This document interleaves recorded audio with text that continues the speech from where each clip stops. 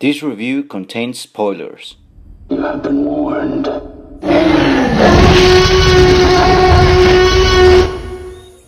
Hello, dude. Now it's time to talk about the bad egg.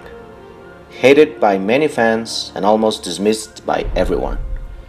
Jurassic Park 3. This film is responsible to put the franchise in a catatonic state that almost went extinct. Spielberg didn't return to direct this time. Instead, he left his seat to Joe Johnston, and his seat on the producer's chair, and his seat on another's chair. So many chairs. But who is this Joe guy? Well, among many things that I am not aware of, he made Jumanji and Honey, I Shrunk the Kids possible. Both hits in their own way. So, what went wrong? I think the short answer to this is that they tried new things and they didn't work.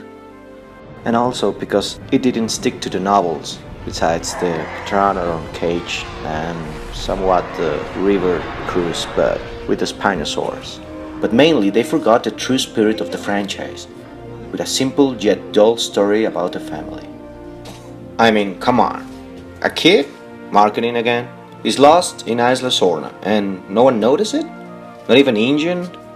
They never addressed that. But why in the world will they kill their Mickey Mouse, so to speak, the T-Rex?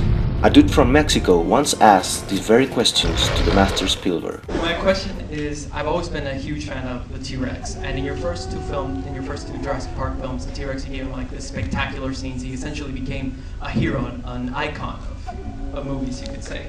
So I know you only executive produced Jurassic Park 3, did not direct that. But I was just wondering why in Jurassic Park 3 was he relegated to a 1.5-minute appearance and he gets killed in 30 seconds by some dinosaur appearance.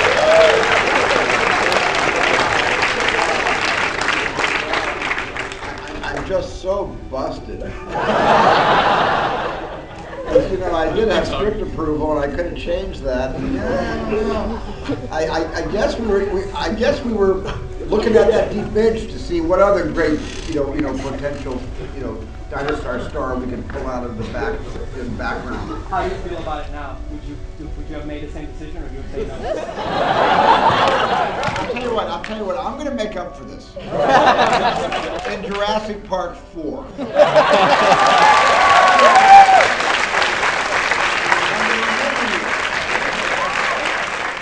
But it is what it is.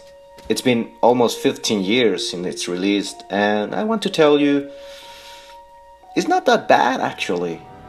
So the movie opens with some guys doing fun stuff in the shores of Isla Sorna, Side B. After something hits them, the tragedy happens. The two manage to survive. A kid and what presumably we think is his father. Then we go to Alan Grant and Dr. Sattler, two lovable characters that end up separated?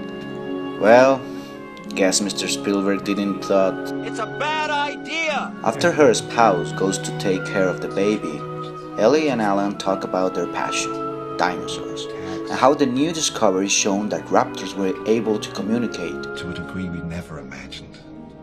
Then he goes to a TED-like talk about what science has to offer now, and we see how people are very enthusiastic about it.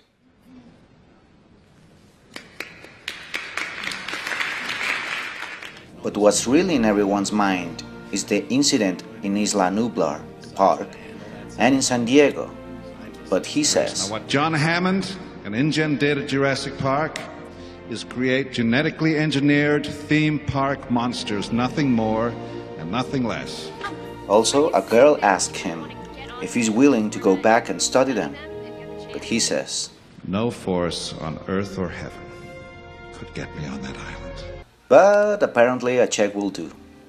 A check from a suspicious rich couple that invite Dr. Grant and his intern to a not-so-nice bar. A clear signal that they're not who they say they are. Tell them that they want to go to the island of dinosaurs to celebrate their honeymoon, and they want him to be their guide. He says no, but Mr. Kirby pulls out the check. Mr. Kirby won. Dude, you just said... Anyway, during the flight we see this. What? What in the hell was that? and why he sees a specific type of raptor he has never seen in his life. This is going down, and they haven't even landed yet. But what I really like about this film is that the movie is a non-cut succession of things. Everything happens as the characters advance.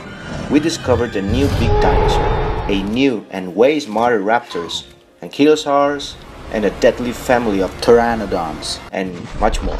The kills feel more realistic. I mean, animals kill. Don't matter how horrible it is, it's in their nature.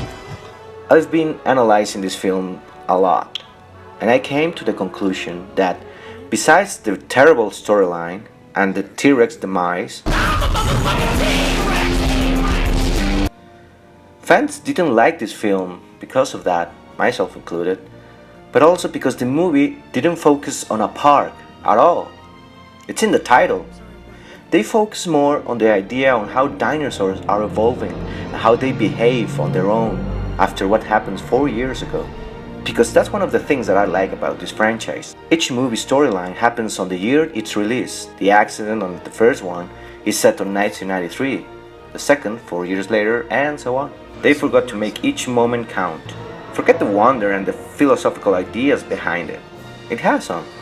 But the characters feel like every time they survive a fatal encounter, it doesn't feel like they are in danger anymore. It's like they're waiting for the movie to keep going instead of the other way around. In some way, the movie addressed that man still thinks that he's superior from nature.